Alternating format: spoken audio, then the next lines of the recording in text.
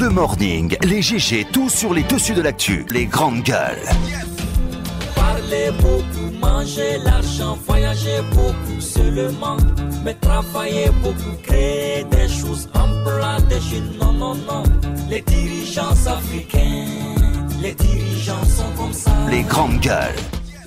Un plaisir de vous retrouver au compte de cette émission Les Grandes Gueules, la dernière de la saison. Merci à vous qui nous écoutez à la radio. Vous nous écoutez en bande FM dans tout Kindia sur Kaniarzik. Si vous êtes du côté de Bokeh, c'est notre antenne régionale évidemment qui relaye l'émission, mesdames et messieurs. Merci encore une fois de nous rejoindre. Jusqu'au port de 11h, nous vous aidons à mieux comprendre l'actualité. Au menu, on s'intéresse à ce sujet. La Guinée à 2 ans de la fin du dernier mandat du président Alpha Condé, l'actuel locataire du palais Sékou Touria. Dans cette perspective, les grandes manœuvres politiques se préparent. Les différents camps politiques aussi fourbissent leurs armes en jeu des législatives prévues donc au plus tard dans le premier trimestre de 2019 et une présidentielle en 2020. Des échéances qui s'annoncent décisives pour nombre de formations politiques qui comptent y jeter toute leur énergie, notamment pour empêcher ou minimiser les irrégularités et d'autres défaillances qui émaillent généralement les élections en Guinée, d'où toute l'attention portée donc aux conditions à réunir pour conférer à ces élections toutes les transparences et toute l'équité requise. Comment l'UFR envisage tel ces grands rendez-vous? Nous essayons de comprendre ce matin. Comment garantir la sincérité des élections en Guinée?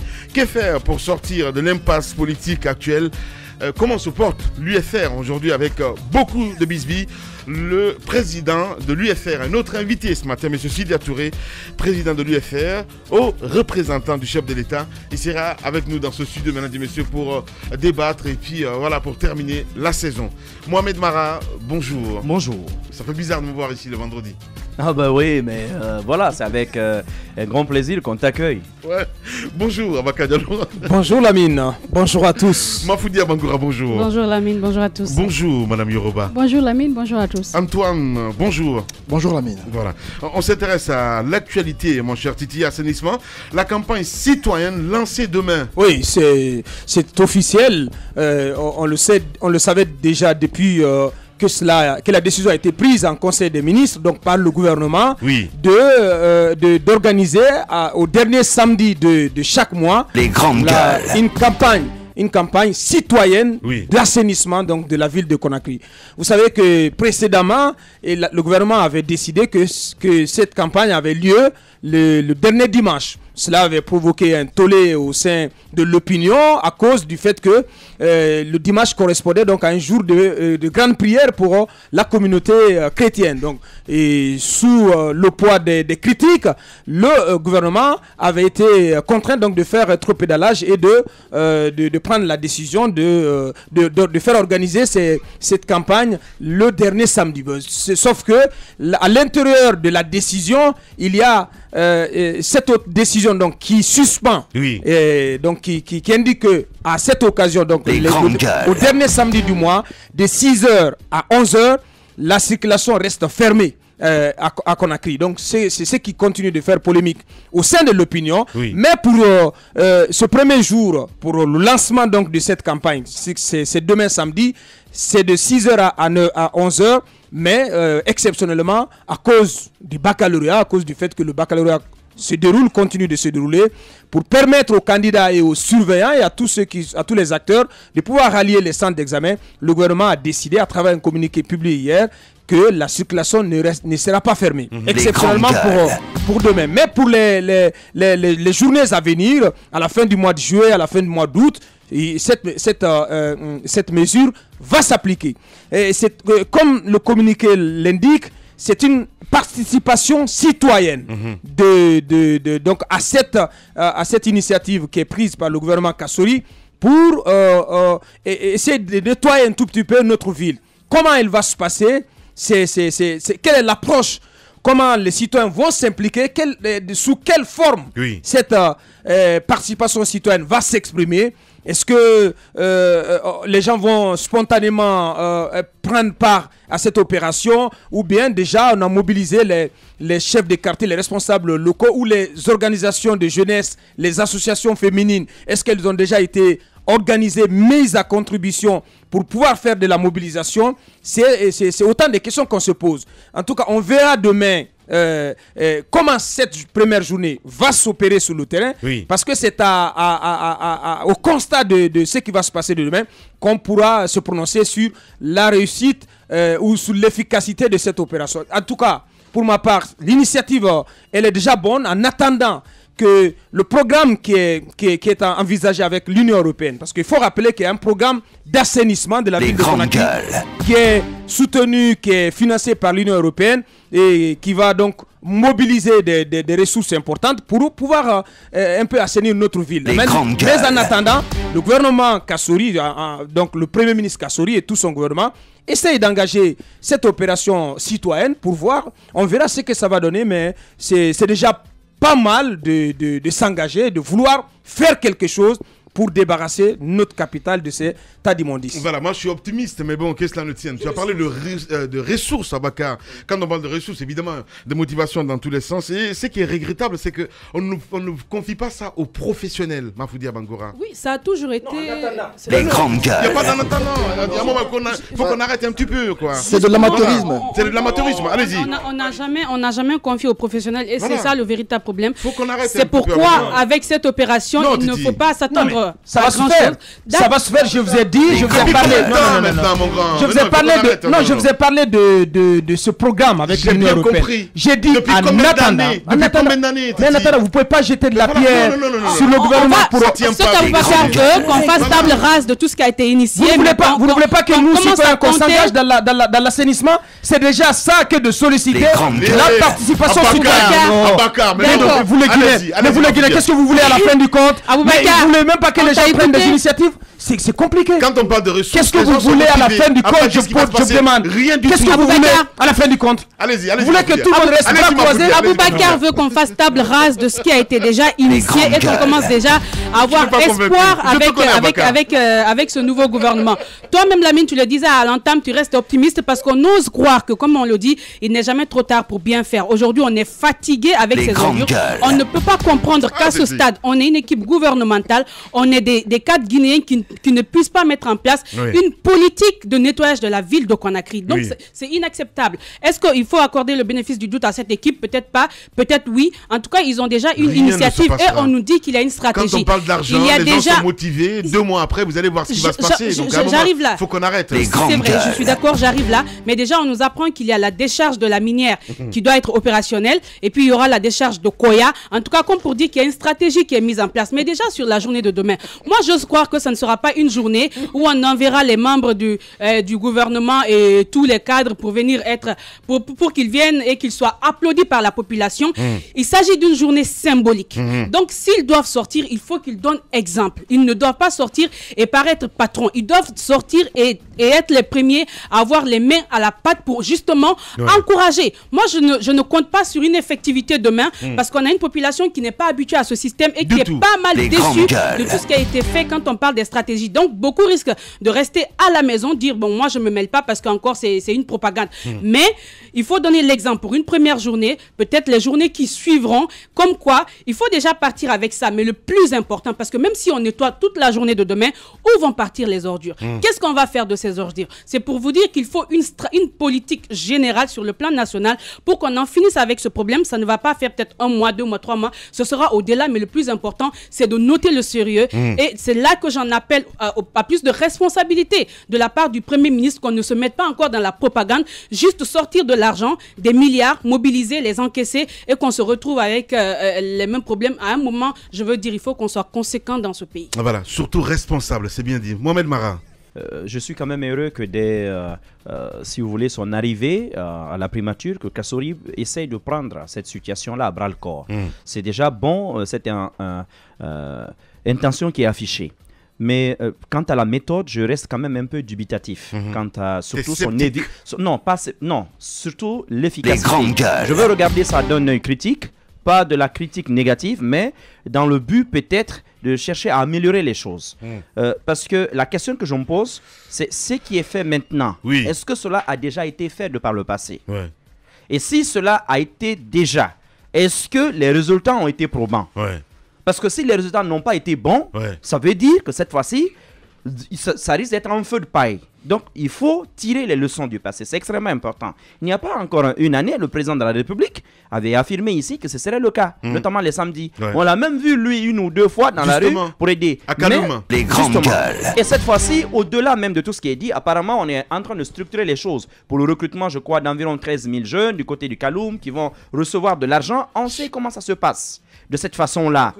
Justement, dans tous les quartiers, mais spécifiquement Kaloum. Alors, 13 000 jeunes qui vont recevoir environ 50 000 francs guinéens et tout ça. Voyez un peu comment ça va exploser à la fin du mois. C'est extrêmement important pour un pays aujourd'hui. C'est déjà une erreur si ça s'est avéré. Parce qu'après, on appelle à une implication citoyenne. Justement, quand on paye les gens, ça amène les gens à travailler juste pour l'argent. Et s'il y a des magouilles, quand il faudra... C'est là, à mon avis, la première erreur.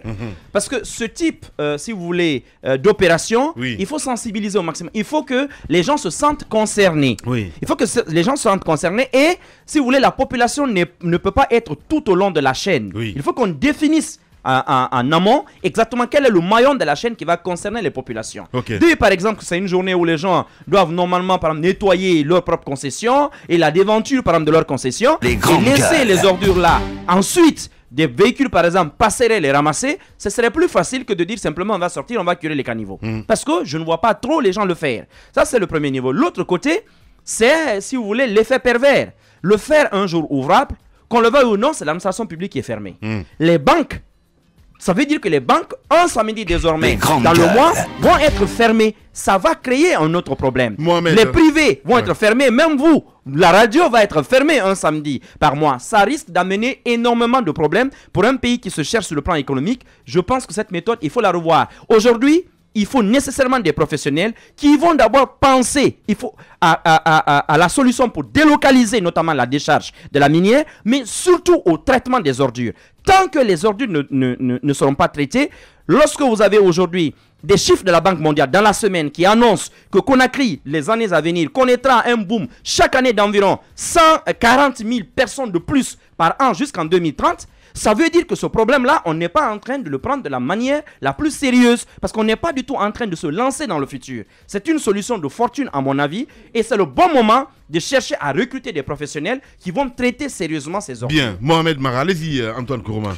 J'ai un peu parcouru le compte rendu du Conseil des ministres hier et j'ai vu un peu le passage du ministre des TP quand il dit qu'on a réussi à dégager des points noirs de Koza, de Fossidé et autres, Wanidara.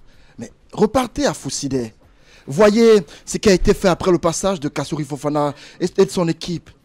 Au bout de 2 jours ou 3, les ordures telles que c'était sont redevenues comme avant. Aujourd'hui à Fossidé, les ordures ont rétréci la circulation.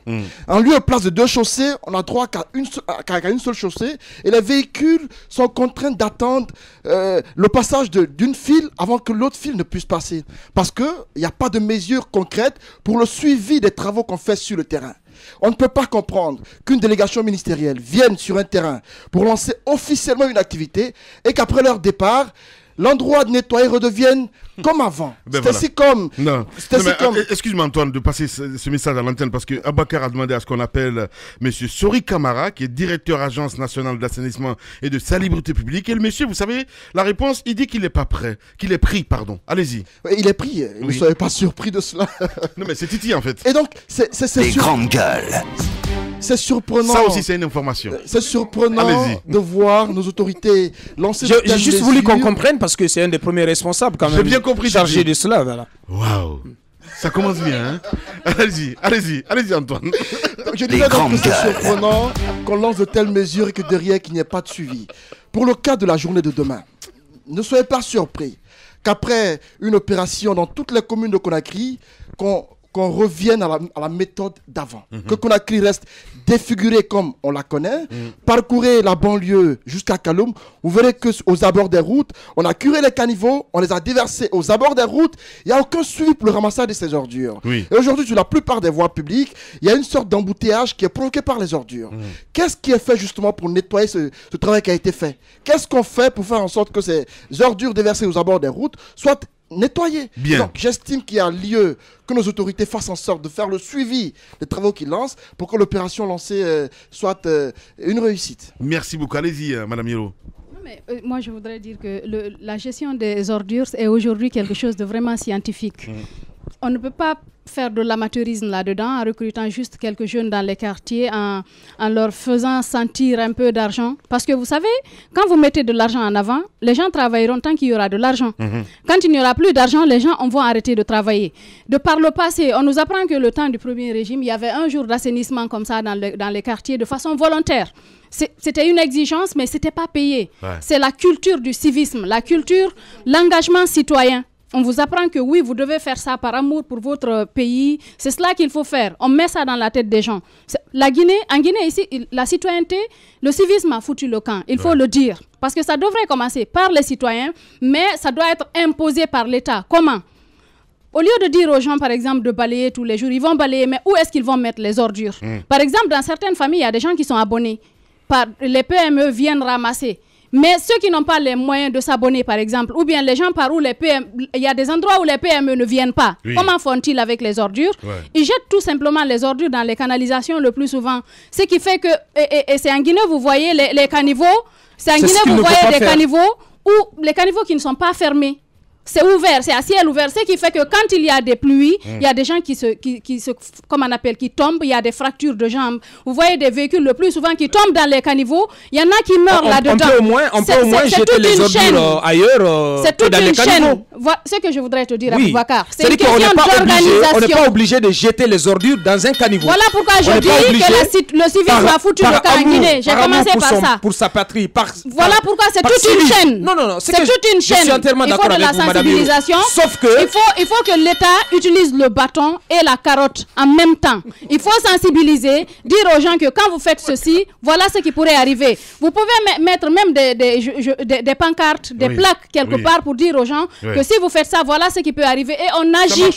Ça peut marcher, la mine. Non, ça marche pas. Écoutez, on n'est pas en dehors. C'est l'expression en fait, la peur du gendarme. Ça n'existe pas en Guinée. Ce qu'il faut faire, la mine. Ce qu'il faut faire, ce que l'État devrait faire, c'est mettre en place. Le gendarme ne joue pas son rôle. Bien sûr. Justement, est en train de dire. Il faudrait que l'État joue son rôle. Comment ça se passe ailleurs ? On met des poubelles devant les concessions. On met des poubelles devant les concessions et c'est payant. Ça peut être inclus dans la location, comme on appelle l'eau, l'électricité, la gestion des ordures. Tout est inclus dans une même facture que vous payez à la fin de chaque mois. Je voudrais qu'on fasse cela, qu'on donne l'exemple. Et en même temps, ce n'est pas des citoyens comme ça qui vont gérer les ordures parce que même quand ils font le ramassage, où est-ce qu'ils jettent ? C'est ça le problème. Ailleurs, on devrait prendre l'exemple parce que le président a quand même des relations avec, par exemple, Paul Kagame, l'une des capitales les plus propres au monde, le Rwanda. Kigali, je veux dire, on a vu le président Paul Kagame comme le président l'a fait ici. Les grandes gueules. En botte et en gants, en train d'aider les populations à ramasser les ordures. Mais il faudrait qu'il y ait des industries. On pourrait même sortir quelque chose de bon en transformant ces ordures. Mais il faudrait-il qu'il y ait, par exemple, 2 poubelles où on peut mettre, par exemple, les ordures en dur, tout ce qui est utilisé, les ordures ménagères. Mais c'est faire le tri. Mais c'est toute une chaîne. C'est un travail de longue haleine. Il faut sensibiliser les citoyens, que les gens sachent aussi, par exemple, parce que vous pouvez voir un grand patron ici dans sa voiture qui prend son jus et il jette la canette sur la route. Ce qui veut dire que, je vous dis, c'est un travail de longue haleine. Il faudrait que les Guinéens aussi sachent que il devrait fournir des efforts. Vous aussi, c'est vrai que l'État doit ramasser, mais sachez où est-ce que vous devez jeter vos ordures. Ayez une poubelle à la maison. Mais faudrait-il que vous ayez quelqu'un qui vienne ramasser ou bien quand il ramasse, là, un endroit où il peut jeter. Bien. Moussa Moïsila, bonjour. Bonjour. Avez-vous une poubelle dans votre voiture ? Dans ma voiture, oui. Les voitures ne sont pas préfabriquées avec des poubelles à l'intérieur. Non, mais attendez. Mais les voitures ont un dispositif. Les grandes gueules. Les voitures ne sont pas préfabriquées avec, je ne sais pas la vôtre, parce que vous avez une voiture bombée qui démarre toute seule. Je ne sais pas. Les grandes gueules. Voilà, parce que reconnaissance visuelle, dès qu'elle voit la mine, elle démarre. Mais ce que je veux dire, c'est que la mienne. Non, mais c'est la totale. La mienne, sur le côté. Sur le côté latéral. Non, mais sur le côté latéral, côté chauffeur. Oui. Et le côté, comme on appelle, côté escroc. Oui. il y a quand même, il y a quand même une sorte de poche où vous pouvez mettre vos ordures. Vous l'utilisez ou pas du tout? Mais je l'utilise. Okay. C'est rempli de sachets de Koya, c'est rempli de Kleenex et aussi d'emballage de viande séchée. Parce que j'aime beaucoup viande séchée. Les grandes gueules. Donc, ce qui fait que lorsque je vois dans la circulation des cadres, souvent c'est des veillards, ou à côté, c'est souvent celle qui accompagne le fonctionnaire, qui jette directement le truc. J'ai envie de parler. Qui sont ceux qui accompagnent le fonctionnaire? Bon, ça, je ne vais pas rentrer dans les détails, non. Ah, d'accord. J'ai envie de parler. Je dis, mais madame, pourquoi vous faites ça? Mais tout de suite, mon visage. Voilà. Ouais. Tout de suite, on va me reconnaître. Oui. Ben, c'est votre papa qui a fait ce goudron. Vous êtes qui? Vous êtes. Oui, on va vous parler, mais assez mal. C'est vrai. Donc, moi, c'est ce qui m'empêche un peu de le faire. Mais s'il y a une police réellement qui contrôle tout cela, qui fait un peu dans la surveillance, dans la circulation, ça peut changer. Moi, je ne suis pas contre cette mesure du gouvernement. Moi, je l'applaudis, je l'accompagne. Avec quelques préalables. Tu crois honnêtement? Si les préalables sont respectés, on peut y arriver. Vous savez, l'acte citoyen a besoin de fois d'être stimulé par le gouvernant. Je pense que c'est cet exemple qu'ils veulent donner, mais qui n'en profitent pas pour s'en mettre plein les poches parce qu'il y a un budget exceptionnel qui est décaissé dans ce sens. Tu as tout compris. Qu'on fasse travailler les PME, les groupements qui sont là, parce que j'ai vu quelques associations de jeunes qui ont sorti les machines, qui essaient de curer les caniveaux. Ça fait de l'emploi pendant cette saison des pluies, mais il faudrait aussi que le citoyen accompagne l'acte. Mais qu'on y mette moins de folklore et qu'on fasse de cette question une question vitale parce qu'il s'agit de la santé du peuple. Voilà, la DRGGG. Véritable success story de la radio Espace Guinée, les grandes gueules, détentrices des meilleurs scores radio en Guinée, de la meilleure émission talk show, a donné le créneau horaire du départ au bureau et du retour à la maison, récoltant depuis des années consécutives le titre d'émission la plus écoutée en Guinée, toutes catégories confondues. Un grand total de plus de 5 millions d'auditeurs ont été fidèles au talk show Les GG, diffusé jour après jour sur toutes les stations du réseau Adafo Média de 9h à 10h30, un exploit qui restera longtemps dans les annales de la bande FM en Guinée.